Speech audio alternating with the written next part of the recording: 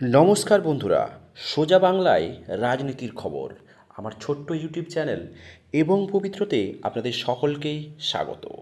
আমার ভিডিওটি ভালো লাগলে অবশ্যই পাশে থেকে চ্যানেলটি সাবস্ক্রাইব করবেন।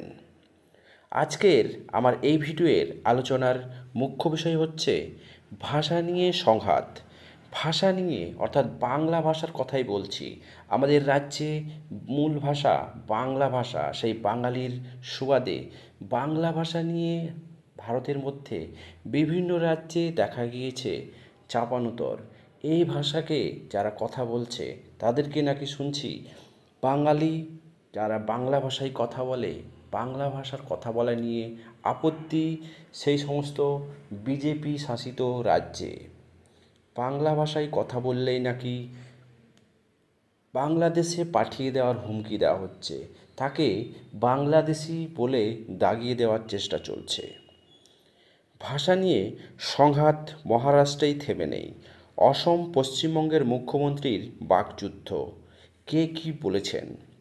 ভাষা নিয়ে বিতর্ক শুধু মহারাষ্ট্র আর কর্ণাটকেই নয়, ভারতের আরও কয়েকটি রাজ্যে এ নিয়ে উত্তেজনা চরমে। সম্প্রতি বাংলা ভাষার বিতর্কে অসমের মুখ্যমন্ত্রী হেমন্ত বিশ্ব শর্মা পশ্চিমবঙ্গের মুখ্যমন্ত্রী মমতা বন্দ্যোপাধ্যায়কে কড়া জবাব দিয়েছেন। শনিবার সমাজ মাধ্যমে এক পোস্ট করে মমতা বন্দ্যোপাধ্যায় অসমের বিজেপির সরকারের বিরুদ্ধে প্রশ্ন তুলেছিলেন। এর জবাবে হেমন্ত বিশ্ব শর্মার পাল্টা আক্রমণ করে বলেছেন যে মমতা বন্দ্যোপাধ্যায় শুধুমাত্র ক্ষমতায় থাকার জন্যই বাংলার ভবিষ্যতের সঙ্গে আপোষ করেছেন। হেমন্ত বিশ্ব শর্মার জবাব। আসামের মুখ্যমন্ত্রী হেমন্ত বিশ্ব শর্মার সামাজিক মাধ্যম এক্সে একটি পোস্ট লিখেছেন, দিদি, আমি আপনাকে মনে করিয়ে দিচ্ছি, আসামে আমরা আমাদের জনগণের সঙ্গে লড়ছি না। আমরা নির্ভয়ে সেই লাগামহীন মুসলমান অনুপ্রবেশের বিরোধিতা করছি, যা সীমান্ত পার থেকে ঘটেছে এবং যার কারণে রাজ্যের জনসংখ্যার বিন্যাসে ভয়াবহ পরিবর্তন এসেছে। তিনি আরও দাবি করেছেন যে আসামের অনেক জেলায় হিন্দুরা এখানে নিজেদের জমিতেই সংখ্যালঘু হওয়ার পথে। এটি কোনো রাজনৈতিক আখ্যান নয়, এটি একটি বাস্তব ঘটনা। এমনই ভারতবর্ষের সুপ্রিম কোর্টও এই ধরনের অনুপ্রবেশকে বাহ্যিক আক্রমণ বলেও অভিহিত করেছেন। হেমন্ত বিশ্ব শর্মা অভিযোগ করেছেন যে যেখানে তারা নিজের জমি, সংস্কৃতি ও পরিচয় রক্ষায় দাঁড়িয়েছেন, তখন মমতা বন্দ্যোপাধ্যায় এটিকে রাজনৈতিক রং দিতে শুরু করেছেন। মমতা বন্দ্যোপাধ্যায়ের বিরুদ্ধে গুরুতর অভিযোগ এনে হেমন্ত বিশ্ব শর্মা বলেন, আমরা মানুষের ভাষা বা ধর্মের ভিত্তিতে ভাগ করি না। অসমিয়া, বাংলা, বোড়ো এবং হিন্দি সব ভাষা সম্প্রদায় এখানে শত শত বছর ধরে একসঙ্গে বসবাস করছেন, কিন্তু কোনো সভ্যতা ততক্ষণ পর্যন্ত টিকে থাকতে পারে না যতক্ষণ না তা নিজের সীমানা ও সংস্কৃতিকে ভিত্তিকে রক্ষা করতে পারে। সেখানেই আমরা অসমের পরিচয় বাঁচানোর জন্য চূড়ান্ত পদক্ষেপ নিচ্ছি। সেখানে দিদি, আপনি বাংলা ভাষার ভবিষ্যতের সঙ্গে আপোষ করছেন। তিনি মমতা বন্দ্যোপাধ্যায়ের বিরুদ্ধে একটি বিশেষ সম্প্রদায়ের অবৈধ অনুপ্রবেশকে উৎসাহিত করা এবং ভোট ব্যাংকের জন্য একটি ধর্মীয় সাম্প্রদায়িকতাকে তুষ্ট করার অভিযোগ আনেন। তিনি পশ্চিমবঙ্গের মুখ্যমন্ত্রীর বিরুদ্ধে অনুপ্রবেশ সত্ত্বেও জাতীয় সংহতি নষ্ট হওয়ার নীরব থাকার অভিযোগ করেছেন। মমতা বন্দ্যোপাধ্যায় কী বলেছেন এর জবাবে? এর আগে মমতা বন্দ্যোপাধ্যায়ের অভিযোগ করেছিলেন যে অসমে বাংলা ভাষীদের উপর নিপীড়নের হুমকি দেওয়া হচ্ছে।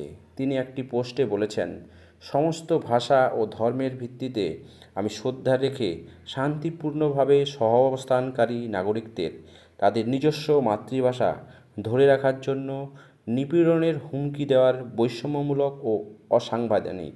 সমাজের অসমের পরিবেশের এই বিভাজনের এজেন্ডা সব সীমা অতিক্রম করেছে এবং অসমের জনগণ এর বিরুদ্ধে দৃঢ়ভাবে রুখে দাঁড়াবে। এছাড়াও মুখ্যমন্ত্রী বলেছেন, সীমান্তের যে অনুপ্রবেশ রয়েছে সেটিকে দেখার দায়িত্ব বিএসএফের, অর্থাৎ অমিত শাহের। অমিত শাহ তাদের গৃহমন্ত্রী এবং তারা বর্ডার সিকিউরিটি সেটাকে ঠিকঠাকভাবে সামলে রাখতে পারছেন না, সেটা কিন্তু কেন্দ্রের বিষয়, যে কারণেই অনুপ্রবেশটা ক্রমশই বেড়ে গেছে এবং সেটা মাথায় রাখতে হবে। সেই জন্য মমতা বন্দ্যোপাধ্যায় কিন্তু বারবার বলেছেন হিন্দুদের মধ্যে বাংলাভাষী যারা যারা পশ্চিমবঙ্গের বসবাসকারী তাদের উপর ক্রমশই বিভিন্ন রাজ্যে আক্রমণ চলছে, সেটা কিন্তু কখনোই করা যাবে না। এটা অসাংবিধানিক, সংবিধান বিরুদ্ধের কাজ। তাই তিনি বারবার কিন্তু সতর্ক করেছেন কেন্দ্রীয় সরকারকে এবং সমস্ত বিজেপি শাসিত রাজ্যকে। দর্শক, ভাষা নিয়ে বাংলার যে লড়াই, বাঙালি বা বাংলা ভাষা নিয়ে যারা অন্য রাজ্যে কাজ করার জন্য বা কর্মসূত্রে যাচ্ছেন তাদেরকে শুধুমাত্র বাংলা ভাষায় কথা বললেই এটা দাগিয়ে দেওয়া হচ্ছে। এটাকে কিন্তু অন্য চোখে যদি দেখা যায়, যারা বাংলাদেশ থেকে সরাসরি অনুপ্রবেশ করে এই দেশে এসেছেন তারাও কিন্তু বাংলা ভাষায় কথা বলেন। আর ওপার বাংলার বাংলা ভাষা এবং আমাদের যেগুলো সীমান্তবর্তী জেলা রয়েছে সেখানকার, অর্থাৎ মুর্শিদাবাদ, মালদা, সেই সমস্ত জায়গার যে বাংলা ভাষার টান সেটা কিন্তু একই রকম। তাই সহজেই এই বাংলার এবং ওপার বাংলার মানুষকে আলাদা করে দেখা সম্ভব নয়। এর জন্য অবশ্যই যথোপযুক্ত ব্যবস্থা নেওয়া উচিত। কোনো মানুষকেই এইভাবে হেনস্থা করা উচিত না। যদি প্রকৃতপক্ষে সে বাংলাদেশ বা রোহিঙ্গা মুসলমান হয়ে থাকে তাকে তার জন্য যথেষ্টভাবে শনাক্তকরণ করতে হবে এবং তার পরবর্তীকালে তার পদক্ষেপ নিতে হবে। এইটার থেকে বাঁচার একমাত্র উপায় সমস্ত দেশের জনগণকে একসাথে সেই পথে এগিয়ে আসতে হবে, যাতে করে এই কাজ খুব সহজেই করতে পারা যায়। এর জন্য সীমান্তবর্তী যে সমস্ত রাজ্য, অর্থাৎ অসম, ত্রিপুরা, পশ্চিমবঙ্গ, এই সমস্ত রাজ্যগুলিকে এগিয়ে আসতে হবে। তারাই একমাত্র বাংলাদেশি বা রোহিঙ্গা মুসলিমদের অনুপ্রবেশকে রুখতে পারে। শুধুমাত্র বাংলার ক্ষেত্রে এই সমস্যাটি আরও বেশি এবং গুরুতর রূপ ধারণ করেছে। কারণ এই যে অনুপ্রবেশের ঘটনা শুধু আজ নয়, আজ থেকে কয়েক বছর আগের থেকেই এই অনুপ্রবেশ চলে যাচ্ছে এবং সেই কারণে অনুমান করা যাচ্ছে এই পশ্চিমবঙ্গের মধ্যে প্রায় 1 থেকে 1.5 কোটি অনুপ্রবেশকারী মুসলিম বা রোহিঙ্গা অবস্থান করেছেন, যা কিন্তু একটা গুরুত্বপূর্ণ প্রভাব পড়তে পারে রাজনৈতিক ভোট বাক্সে এবং সেই কারণেই কোনো সরকার চাইছেন না তাদেরকে আলাদা করে পরিচয় দিতে। এখন বর্তমান সময়ে আসন্ন বিহারের যে নির্বাচন, সেক্ষেত্রে ভোটার তালিকা সংশোধনের কাজ হচ্ছে এবং ভুয়ো ভোটারের পরিমাণ সেখানেও অনেকটাই পাওয়া গেছে এবং সেক্ষেত্রে নির্বাচন কমিশন সম্পূর্ণরূপে বলে দিয়েছেন পরবর্তী ক্ষেত্রে এই সংশোধনের কাজ আমাদের পশ্চিমবঙ্গের মধ্যে হবে এবং সেই ক্ষেত্রে যারা আধিকারিক রয়েছেন তাদেরকে নোটিশ দেওয়া হয়েছে।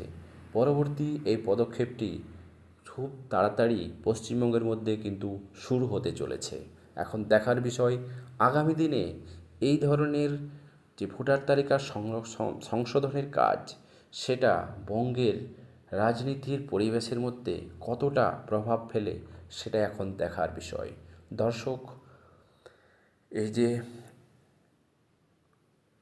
রোহিঙ্গা মুসলমানদের যে অনুপ্রবেশ সেটা ঠিক কতখানি যুক্তিযুক্ত, অবশ্যই আপনাদের মূল্যবান কমেন্ট বক্সে করতে ভুলবেন না। চ্যানেলে নতুন হলে চ্যানেলটি সাবস্ক্রাইব করে পাশে থাকবেন।